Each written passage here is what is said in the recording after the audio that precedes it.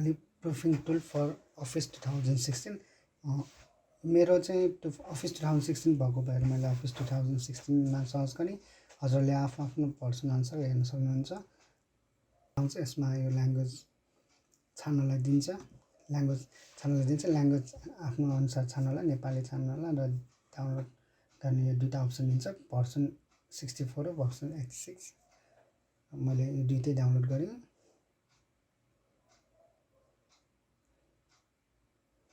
यो दुईटै डाउनलोड गरेर मेरो चाहिँ 64 बिट भर्सन भएको भएर मैले 64 बिटलाई चाहिँ रन गरेँ। अब यसरी यसले नेक्स्ट गर्दै जानला अनि यो सेटअप हुन्छ।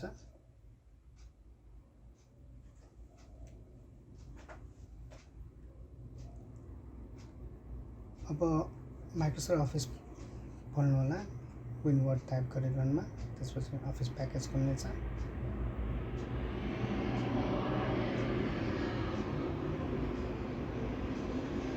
अब यसरी ठीक टाइप गर्नु होला। पहिला त्यसको लागि यहाँ ल्याङ्ग्वेजमा पहिला नेपाली सेटअप भएको छ कि छैन हेर्नुपर्ने हुन्छ। यसरी यसमा मेरोमा चाहिँ सिस्टम अलरेडी इन्स्टल भइसक्यो।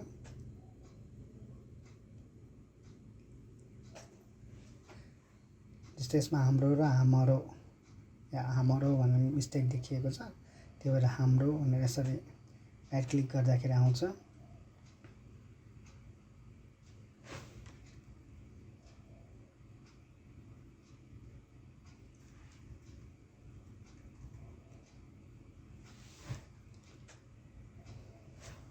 अब नेपाली प्रुफिङ टुल इन्स्टल भयो। Thank you for watching.